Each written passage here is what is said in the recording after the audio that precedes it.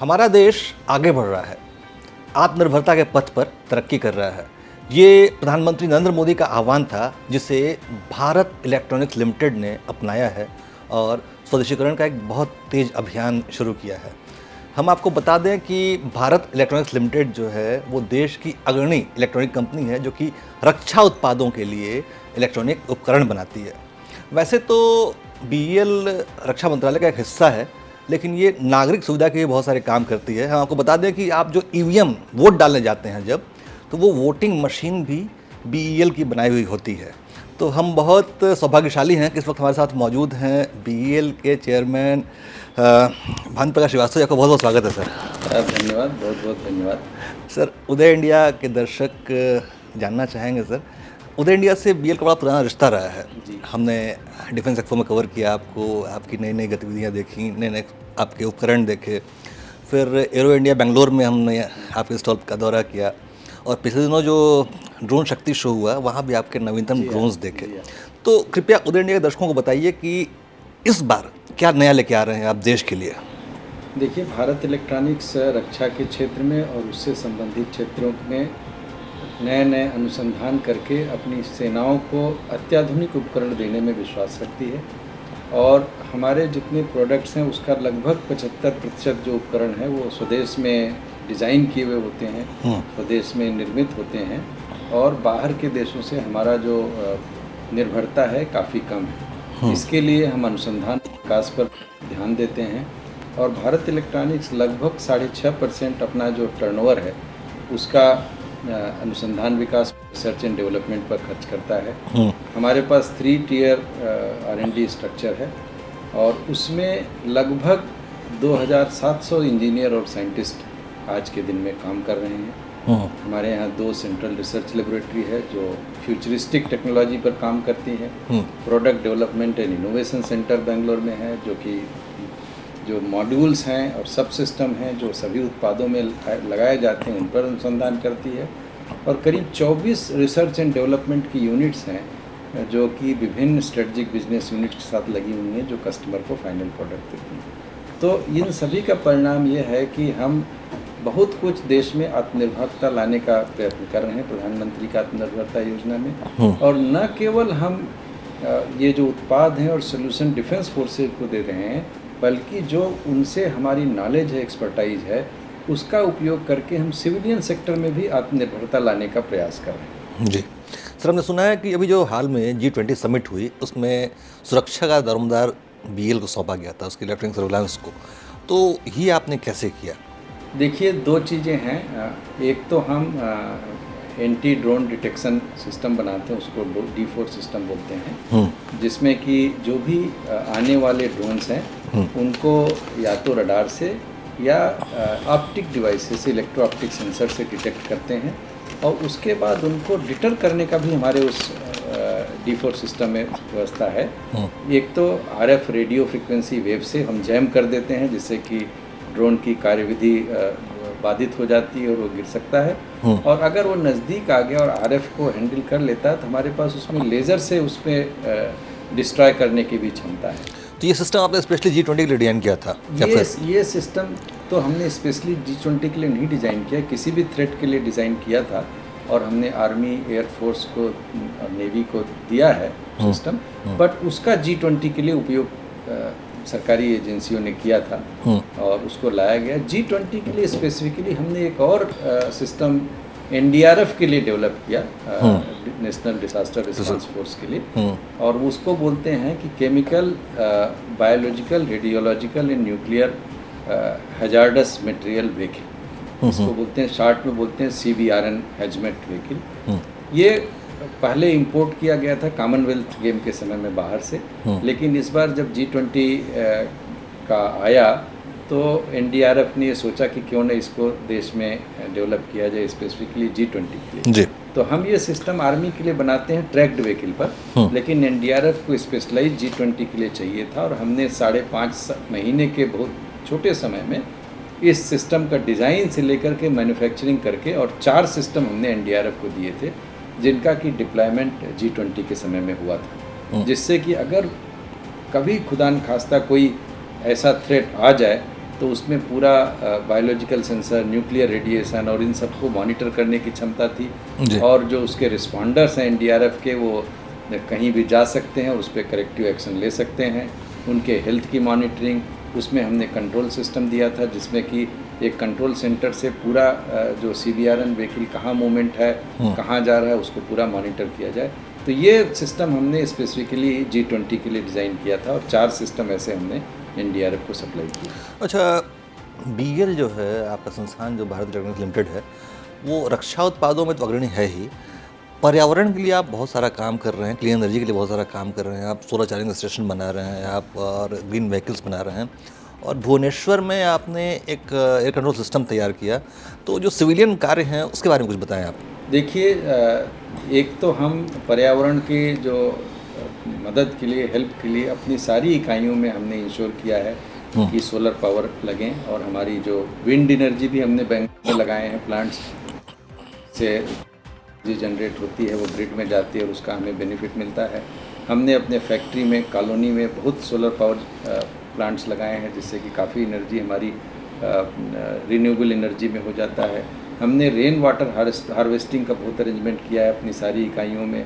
हमारी सभी इकाइयों में जो LED बल्ब भी लगे हैं, और अभी जितनी नई बिल्डिंग्स हम डिज़ाइन कर रहे हैं और बना रहे हैं, उसमें हम ये इंश्योर कर रहे हैं कि जितना ज़्यादा से ज़्यादा सन का जो लाइट है वो बिल्डिंग के अंदर आ सके, जिससे कि दिन के समय में बिजली की कम से कम खपत हो। ये तो रही पर्यावरण में हमारा योगदान। इसके अलावा चूँकि हम डिफेंस फोर्सेस के साथ काम करते रहे और टेक्नोलॉजी में हमारा बहुत योगदान रहा है, और प्रधानमंत्री जी की कॉल है कि भारत को आत्मनिर्भर बनाया जाए, तो हमने प्रयत्न किया है कि अपने इस ज्ञान का हम सिविल मार्केट में कैसे यूज़ करें। जी। तो 2 चीज़ों का मैं उल्लेख करना चाहता हूँ। एक तो हमने एयरपोर्ट अथॉरिटी ऑफ इंडिया से टाई अप किया है कि कैसे जो एयरपोर्ट्स पर navigational equipment, air traffic management system, radar system है, कितना हम उसको इंडिजनाइज कर सकें। और उसी दिशा में हमारा पहला सफल प्रयास रहा है कि हमने पूर्ण रूप से स्वदेशी air traffic management system develop किया है AI के साथ, जो कि पूरा AI के साथ, AI airport authority of India के साथ करके, और उनके लिए। और पहला जो सिस्टम है वो हमने भुवनेश्वर एयरपोर्ट पर इंस्टॉल किया है, वो ऑपरेशनल हो गया है, और जल्दी ही AI उसका उद्घाटन भी करेगी। एक बार ये सफल हो गया तो बाकी सारे कैटेगरी C और D एयरपोर्ट्स पर ये स्वदेशी सिस्टम लगेगा। अभी तक ये सिस्टम इंपोर्ट होता रहा है फॉरेन कंट्री से। दूसरा हमने इंडिजनाइजेशन के लिए बड़ा कदम उठाया है। हमने दिल्ली मेट्रो के साथ MOU किया है पिछले दो सालों में, और हमारी ये कोशिश रही, हमारा प्रयत्न रहा है कि जो मेट्रो में प्रोडक्ट्स इंपोर्ट होते हैं, आयातित होते हैं, उनको कैसे रिप्लेस किया जाए।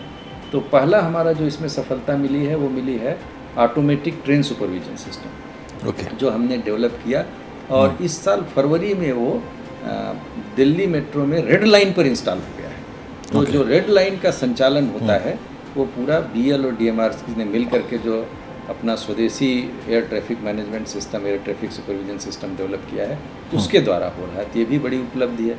इसके अलावा जो आपने देखा होगा कि कुछ स्टेशनों पर प्लेटफार्म स्क्रीन डोर लगा होता है सुरक्षा के लिए, तो वो अभी आयातित है। उसका भी हमने एक सिस्टम डेवलप किया हुआ है NCRT के साथ मिल करके, और हमारा प्रयास है कि अब और स्टेशन रूट लगे।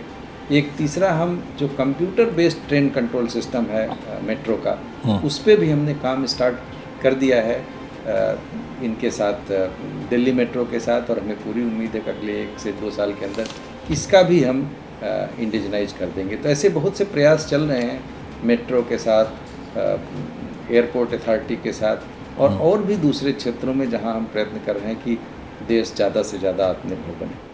चेयरमैन साहब, ये सारी बातें तो हो गई इनोवेशन की, और आप रक्षा क्षेत्र के लिए क्या कर रहे हैं, सिविल क्षेत्र के लिए क्या कर रहे हैं। अब बात थोड़ी धंधे की हो जाए।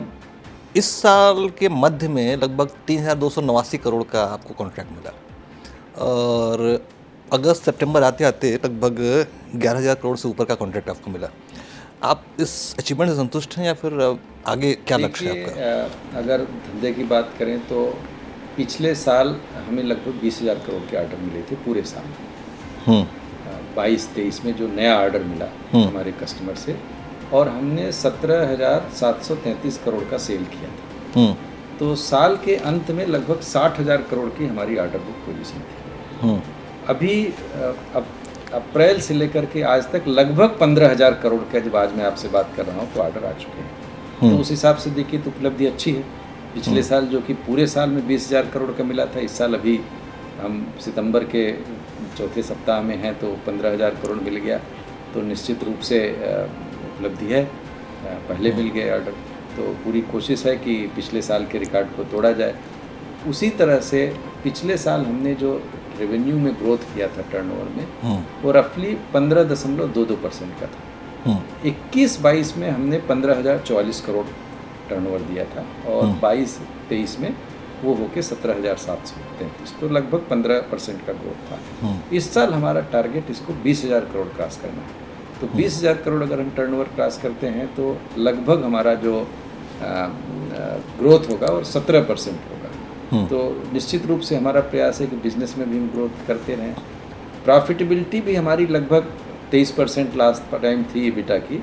तो प्रॉफिटेबिलिटी तो देखिए इस तरह का हमारा बिजनेस है कि 20-22% तो इसी में वेरी करेगी, कंपटीशन बढ़ रहा है। तो इसलिए इसमें इससे ज़्यादा बढ़ाव के चांस कम है, क्योंकि प्राइवेट सेक्टर भी है, फॉरेन से भी कंपटीशन है। बिल्कुल। बट अपनी इफ़िशियंसी से, अपने प्रोफेशनलिज्म से हमें पूरी उम्मीद है कि इस साल भी हम 21 से 23% के बीच में जो एबिटा बोलते हैं उसको हम मेंटेन कर रहे हैं। आप जिस बिजनेस ग्रोथ की बात कर रहे हैं उसमें स्वदेशी ऑर्डर कितने हैं, विदेशी ऑर्डर कितने हैं? देखिए इसमें जो हमारा एक्सपोर्ट की बात जो कर रहे हैं, लगभग पिछले साल हमने 87% टर्नओवर अपने देश में सप्लाई किया था। 97%, 87% तो हमारा डिफेंस में था और बाकी 3% करीब ये एक्सपोर्ट था। क्योंकि डिफेंस मार्केट में एक्सपोर्ट करना बड़ा चैलेंजिंग होता है। लास्ट ईयर हमारा करीब 400 करोड़ का ही एक्सपोर्ट हो पाया। इस साल हम 700 करोड़ का प्लस का टारगेट रख रहे हैं। अपने जो कंट्रीज हैं, फ्रेंडली कंट्रीज, उसमें और as a part of offset business हम कोशिश कर रहे हैं कि फ्रांस को, स्पेन में एयरबस को, इनको सप्लाई करें। जहाँ तक स्वदेशी प्रोडक्ट का सवाल है तो हमारे सारे प्रोडक्ट्स तो इंडिया में मैन्युफैक्चर हो रहे हैं, बट लगभग 75 से 80% तो इंडिया में डिज़ाइन किए होते हैं और करीब 20% हमारे जो प्रोडक्ट होते हैं फॉरेन टाई अप से हैं, जिसमें हमने विदेशी सहयोग लिया हुआ है। बट उसका भी काफ़ी सिग्निफिकेंट मैन्युफैक्चरिंग हम इंडिया में करते हैं। प्रधानमंत्री मोदी ने जो टारगेट दिया है, जैसे कि आप जो प्रोडक्ट तैयार कर रहे हैं उसको विदेशों में मार्केट करिए, अपने खुद से मार्केटिंग करिए और उसको एक सेल्फ सस्टेनेबल मोड पे लाइए। जैसे कि HL के प्रोडक्ट्स विदेश में जा रहे हैं, इसरो बाहर के सैटेलाइट्स लॉन्च कर रहा है, तो ऐसी भविष्य में क्या योजना है आपकी? क्या हमारी बहुत एग्रेसिव प्लान है कि विदेशों में जहाँ भी पॉसिबल हो हम अपने प्रोडक्ट्स को सेल कर सकें। तो उसके लिए दो तरह से प्रयास होता है। एक तो है कि हम अपने प्रोडक्ट को जहाँ भी आवश्यकता हो वहाँ सेल कर सकें। इस दिशा में देखिए हमने श्रीलंका में, ओमान में, वियतनाम में, फ्रेंडली कंट्रीज जो हैं वहाँ हमने अपने ऑफिसेज भी खोले हैं। हमारा न्यूयॉर्क और सिंगापुर में भी ऑफिस है। तो फ्रेंडली कंट्री, और हम अभी ब्राज़ील में भी ऑफिस खोलने का प्लान बना रहे हैं। तो एक तो फ्रेंडली कंट्रीज हैं, इनमें हम एक्सपोर्ट कर सकें। मिस्र में, इजिप्ट में उनके टैंक्स के अपग्रेड करने के लिए बातचीत चल रही है। तो हमारी टीम्स जा रही हैं डिफरेंट देशों में और कोशिश कर रही हैं कि किसे हम वहाँ से ऑर्डर ले आ सकें। दूसरा हमारा पार्ट होता है कि जो फॉरेन बड़ी कंपनीज हैं, उनके पास बड़े कॉन्ट्रैक्ट होते हैं, तो उनका एक ऑफसेट ऑब्लिगेशन होता है। ऑफसेट ऑब्लिगेशन मतलब कुछ परसेंटेज उनको इंडिया में मैन्युफैक्चर करना होता है जी। तो उनके साथ भी हमारा टाई अप है कि उसको हम अपनी मैन्युफैक्चरिंग कैपेबिलिटी के आधार पर यहाँ मैन्युफैक्चर करें और उनको एक्सपोर्ट करें। तो उस तरह के भी प्रोडक्ट एक्सपोर्ट हम कर रहे हैं। जैसे हमारा थैलस के साथ टाई अप है, जहाँ की ट्रांस रिसीव मॉड्यूल हम उनके लिए मैन्युफैक्चर कर रहे हैं जो वापस जा रहा है। कुछ प्रोडक्ट हम IAI का इंडिया में बना रहे हैं और उनको एक्सपोर्ट कर रहे हैं। तो इस तरह का भी प्रयत्न है। तो दोनों दिशाओं में प्रयत्न है और कोशिश है कि प्रधानमंत्री की इस कॉल को हम स्पोर्टिंगली लें और ज़्यादा से ज़्यादा एक्सपोर्ट करने की कोशिश करें। जो BL की खासियत है वो रडार और संचार सिस्टम में ज़्यादा दिखाई देती है, तो इसका मार्केट मेरे ख्याल से विदेशों में अच्छा खासा है और हमारे प्रोडक्ट की लागत भी कम होती है, तो फिर इसमें क्या दिक्कत आ रही देखिए, है? बीएल का तो प्रोडक्ट रेंज बहुत ब्रॉड है। रडार और कम्युनिकेशन तो एक छोटा सा पार्ट है। अगर आप प्रोडक्ट रेंज देखिए तो बीएल का ज़मीन पे, ज़मीन, पानी पर, पानी के अंदर और हवा में, इन सारे क्षेत्रों में है। तो हम रडार बनाते हैं, हम कम्युनिकेशन इक्विपमेंट बनाते हैं, हम शिप में जो सोनार लगता है उसको बनाते हैं, फायर कंट्रोल सिस्टम बनाते हैं जिससे कि टारपीडो और रॉकेट फायर होते हैं, ये आपका टारपीडो डिफेंस सिस्टम बनाते हैं कि अगर शिप पर कोई टारपीडो से अटैक होता है तो कैसे उससे शिप को बचाया जा सके। जो सबमरीन हैं उनमें जो कम्युनिकेशन सिस्टम लगता है, उसमें जो सोनार सिस्टम लगता है, फायर कंट्रोल सिस्टम लगता है, वो बनाते हैं। एयर में जैसे एलसीए जो तेजस है उसका एवियनिक्स पैकेज हम बना के देते हैं। इवन C295 जो है उसमें भी हमारा एयरबस से टाई अप है, जिसमें कि कुछ इक्विपमेंट हम एयरबस को अपने देश में बना करके दे रहे हैं, जैसे counter measure dispensing system, missile approach warning system, ये सब भी हम बना के दे रहे हैं। हालांकि उसकी लिमिटेड है, बट फिर भी अपनी इस दिशा में एक प्रयत्न है। स्ट्रेटजिक प्लेटफार्म के लिए हम इक्विपमेंट बनाते हैं, कॉम्बैट मैनेजमेंट सिस्टम बनाते हैं। C4I सिस्टम में communication, command, control and intelligence system में हम बड़ा स्ट्रांग हमारा प्रेजेंस है, जिसमें कि हम पूरे सर्विसेज की नेटवर्किंग के प्रोडक्ट्स बनाते हैं, जैसे integrated air command control system हो गया, naval command control system navy के लिए। जब 26/11 हुआ था उसके बाद कोस्ट गार्ड के लिए हमने कोस्टल सर्विलेंस सिस्टम बनाया, जिसमें कि पूरे कोस्ट लाइन पर हमने सेंसर्स लगाए, radar sensor, electro optic sensor, और उनको इंटीग्रेट किया जिससे कि कोस्ट गार्ड को रियल टाइम सिचुएशनल अवेयरनेस हो कि हमारे कोस्ट लाइन में कौन इंटर कर रहा है, कब इंटर कर रहा है, उसकी सुविधा उसको देखने को मिले और इंटरसेप्ट कर सके। इसी तरह हमने जब पठानकोट स्ट्राइक हुआ था उसके बाद एयरफोर्स के लिए इंटीग्रेटेड पेरीमीटर सिक्योरिटी सिस्टम बनाया, जो कि कई एयरफोर्स स्टेशन पर हमने इंस्टॉल कर दिया है। नेवी के लिए हमने naval aviation integrated security system बनाया। तो बहुत ही वाइड रेंज बीएल के प्रोडक्ट्स का है। जी, हम दर्शकों को बता दें कि अभी चेयरमैन साहब ने जिस C295 का जिक्र किया, अभी 24 घंटे पहले वायुसेना अध्यक्ष उसको लेके इंडिया आए हैं, स्पेस इंडिया लाए हैं, सेवरल सिटी से इंडिया लेकर आए हैं, और हमें बहुत खुशी है कि एयरबस भी बीएल के प्रोडक्ट्स को खरीदता है। अच्छा, एक सवाल इसमें ये उठता है कि आपने कहा कि तेजस में आपके प्रोडक्ट लगे हुए हैं, C295 में एयरबस इस्तेमाल करता है आपका। C295 में छोटे प्रोडक्ट्स हैं, तो ऐसे में होता ये है कि अर्जेंटीना, मिस्र, बहुत सारे देश तेजस खरीद रहे हैं, प्रचंड खरीद रहे हैं, तो उसमें जो आपका कंपोनेंट लगा हुआ है उसकी प्रॉफिट शेयरिंग आप लोग कैसे करते हैं? नहीं, हम तो इनको देंगे ना, HAL को, और फिर HAL एक्सपोर्ट करेगा। जो हम तो OEM है, ओरिजिनल इक्विपमेंट मैन्युफैक्चर प्रोडक्ट्स के, और जो मेन प्रोडक्ट का सेल होगा वो HAL करेगा। अच्छा। और HAL को हम ये सप्लाई करेंगे। अगर तेजस का एक्सपोर्ट होता है तो हम जो उसमें डिजिटल फ्लाइट कंट्रोल सिस्टम है, DFCC है, और जो काउंटर मेजर्स हैं वो हम HAL को देंगे। हम उसमें ये इंश्योर करेंगे कि जो अर्जेंटीना की रिक्वायरमेंट है कि इस कंट्री का प्रोडक्ट्स नहीं लगना चाहिए, इस कंट्री का कंपोनेंट नहीं लगना चाहिए पोलिटिकली, तो हम इंश्योर करेंगे कि उसको हम मीट करें, उसको हम पूरा करें। अर्जेंटीना ने इंजेक्शन सिस्टम पे ऑब्जेक्शन उठाया था जो ब्रिटेन से आता है। अच्छा, एक बड़ा प्रश्न ये है, वो है बीएल और आम जनता के संबंधों से जुड़ा हुआ।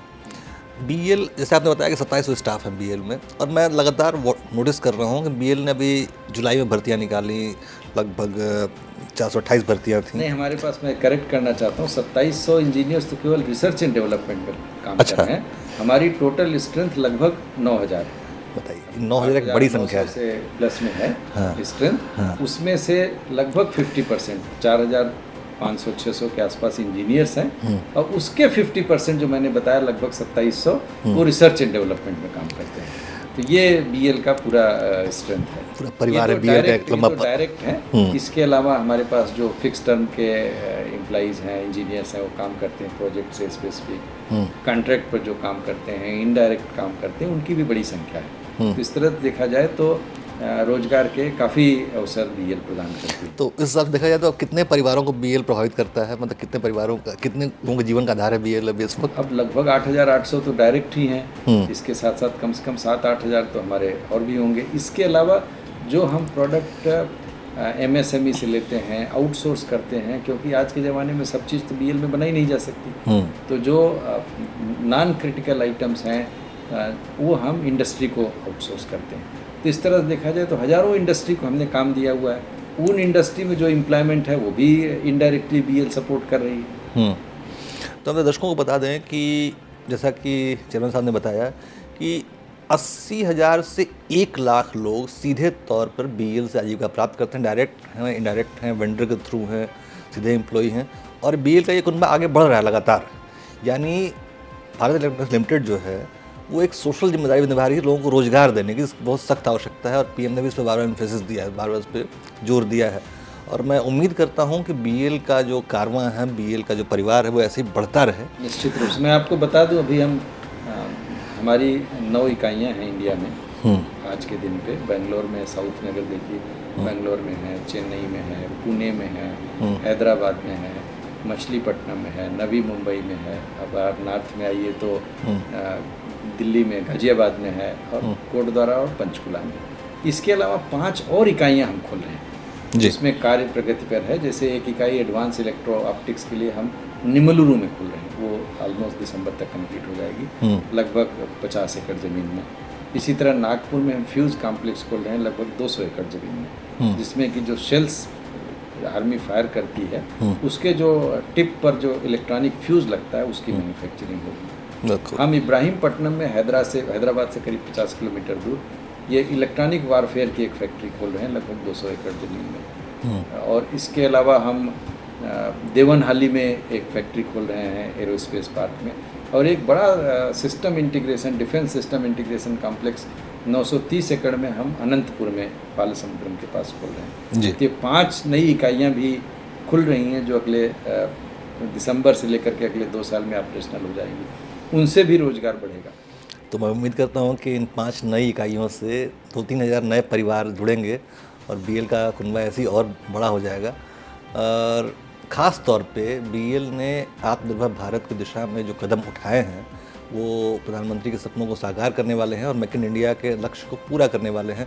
और मैं उम्मीद करता हूँ कि जो PM ने लक्ष्य रखा है इकॉनमी का, $5 ट्रिलियन की इकॉनमी तैयार बनाने का देश को, वो BL में का भी उसमें बड़ा योगदान रहेगा।